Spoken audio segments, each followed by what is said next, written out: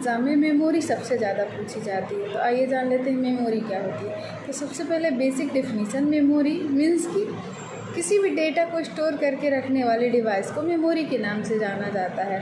अब ये कंप्यूटर में किस किस तरह की होती है और कैसे यूज़ में आती हैं, तो इनके बारे में जान लेते हैं। तो कंप्यूटर में दो तरह की मेमोरी होती हैं। यदि लगाने के बेस में देखा जाए या फिर प्लॉट करने के बेस में देखा जाए तो एक्सटर्नल मेमोरी और इंटरनल मेमोरी के रूप में डिवाइड किया जाता है। लेकिन यदि कार्य के या परफॉर्मेंस के बेस पर देखा जाए तो दो प्रकार की मेमोरी होती हैं, प्राइमरी मेमोरी और सेकेंडरी मेमोरी। प्राइमरी मेमोरी में वो मेमोरी आती हैं जो वर्किंग टाइम पे जिनका वर्क होता है, यानी कि स्टार्टिंग में जो काम करती हैं, यानी कंप्यूटर को स्टार्ट करने से लेकर के जब तक कंप्यूटर ऑफ नहीं हो जाता, स्टार्टिंग पोजीशन पर जिनका काम रहता है वो मेमोरी, या फिर डेटा थोड़े समय के लिए जो स्टोर करके रखती हैं और डेटा को शो करती हैं, तो उस मेमोरी को प्राइमरी मेमोरी के नाम से जाना जाता है। इसके दो एग्जांपल हैं, कौन? एक रैम और एक रोम। रैम का मतलब होता है RAM, यानी कि रैंडम एक्सेस मेमोरी। अब रैंडम एक्सेस मेमोरी के कितने टाइप होते हैं, तो इसका static random access memory, dynamic random access memory और static dynamic random access memory. ये मेमोरी ऐसी मेमोरी होती है जहाँ पे हम यूज़र जितना भी वर्क करता है प्रेजेंट टाइम पर, उसकी प्रेजेंट टाइम के डेटा को कलेक्ट करके शो करने का काम या फिर व्यू करने का काम करती है। यानी थोड़े समय के लिए डेटा को स्टोर करके रखती है, प्रोसेसिंग के टाइम पर डेटा को स्टोर करके रखती है और डेटा के यूज़र के अनुसार डेटा को प्रोवाइड करती है। देन जैसे ही पावर ऑफ होता है तो उस मेमोरी का डेटा डिलीट हो जाता है। देन बात करते हैं हम रोम की। तो रोम का मीन्स होता है रीड ओनली मेमोरी, इसका फुल फॉर्म होता है। और रीड ओनली मेमोरी कई प्रकार की होती हैं, जैसे रोम यानी कि electronic read only memory, ROM यानी programmable read only memory, ROM यानी electronic programmable read only memory और ROM erasable electronic programmable read only memory. तो ये अलग अलग तरह से होती हैं। जैसे आपकी रोम हो गई इलेक्ट्रॉनिक रीड ओनली मेमोरी, तो ऐसा डेटा इनमें स्टोर रहता है, डिफ़ॉल्ट रूप से ऐसे इंस्ट्रक्शन इसमें सेव रहते हैं जिनको यूज़र केवल पढ़ सकता है या इलेक्ट्रॉनिक माध्यम से इसमें कोड किए जाते हैं, जिनको इरेज करना संभव नहीं होता है। देन बात करते हैं हम रोम की। तो प्रोग्रामेबल मेमोरी यानी ऐसी मेमोरी है जिसका डेटा सिर्फ हम पढ़ सकते हैं, लेकिन इसमें प्रोग्रामिंग करके कोडिंग की जाती है। तो इस डेटा को हम प्रोग्रामिंग मेथड से एडिट या इरेज हम तो नहीं कर सकते, बट जो प्रोग्रामिंग जानता है वो इस डेटा को एडिट कर सकता है। देन इसके बाद बात करते हैं electronic erasable programmable read only memory. तो erasable programmable read only memory का मीन्स होता है इसका डेटा इलेक्ट्रॉनिक तरीके से प्रोग्रामिंग रूप से भरा होता है। इसको कुछ मेथड से प्रोग्रामिंग मेथड से इसको इरेज किया जा सकता है इसके डेटा को।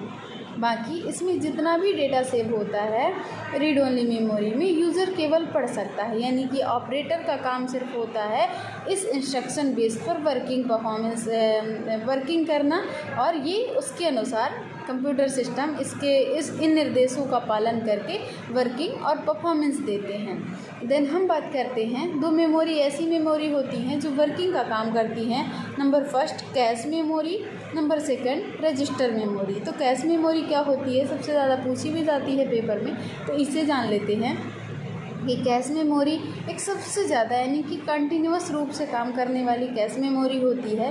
कैश मेमोरी तुरंत ही जो फाइलें या फिर जो भी इंस्ट्रक्शन बेस पर जो भी डेटा हम जल्दी फाइंड करने की कोशिश करते हैं या ढूंढते हैं, तो जो रैम से ज़्यादा समय लगता है ढूंढने में किसी भी मेमोरी को या फिर कंप्यूटर को डेटा फाइंड करने में रैम मेमोरी से थोड़ा सा ज़्यादा समय लगता है, वहीं पर कैश मेमोरी आपके डेटा को कलेक्ट करके रखता है और जो भी वर्किंग आप बार बार उसे इनपुट दे रहे हैं, इंस्ट्रक्शन दे रहे हैं, उस तरह का डेटा आपको जल्दी से फाइंड करके दे देता है, यानी कि सर्चिंग में ज़्यादा टाइम नहीं लगाता है। यानी कि जो याददाश्त में रहे ऐसी मेमोरी को कैश मेमोरी, यानी कि जो डेटा जो इंस्ट्रक्शन को पकड़ करके रखे, कैच करके रखे और यूज़र की आवश्यकता अनुसार उसे जल्दी से फाइंड करके दिखा दे या शो कर दे, ऐसी मेमोरी को कैश मेमोरी के नाम से जाना जाता है।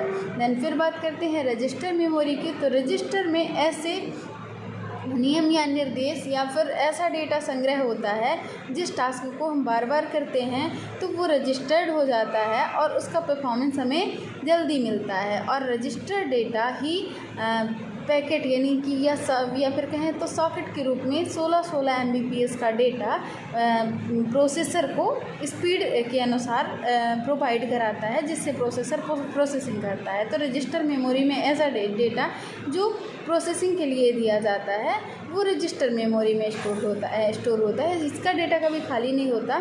जैसे ही प्रोसेसिंग स्टार्ट होती है तो रजिस्टर हमारी मेन मेमोरी से या फिर रैंडम एक्सेस मेमोरी से डेटा को ले करके और रजिस्टर मेमोरी में कैश करता है। देन फिर ज़रूरत के अनुसार प्रोसेसर की प्रोसेसिंग के अनुसार उसको डेटा प्रोवाइड करता है।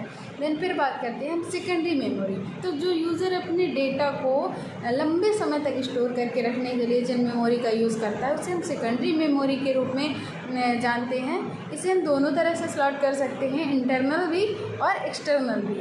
तो इसमें आ जाती है जैसे आपकी हार्ड डिस्क हो गई, तो हार्ड डिस्क को हम एक्सटर्नल भी लगा सकते हैं, यानी कि हम सीपीयू के बाहर से भी प्लग कर सकते हैं और हम अंदर भी सीपीयू के अंदर लगा सकते हैं, यानी कैबिनेट के अंदर भी मदरबोर्ड में इसको हम प्लग कर सकते हैं। देन एचडीडी और pen drive, zip, memory card, floppy disk और भी बहुत सारी मेमोरी होती हैं जिनके बारे में मेमोरी का डिटेल से हम अगले वीडियो में पढ़ेंगे। तो कैसी लगी आपको ये जानकारी मेमोरी की, और इससे रिलेटेड जो भी क्वेश्चन आएंगे कोशिश करते हैं कि हम मेमोरी आपको समझा पाए। इसके बाद हम मेमोरी की किस मेमोरी की कितनी कैपेसिटी होती है और किस मेमोरी किस तरह का डेटा कितने समय तक रखती है, उसके डैमेज होने के क्या चांसेस होते हैं, इसके बारे में हम बात करेंगे अगले वीडियो में। तब तक के लिए नमस्कार।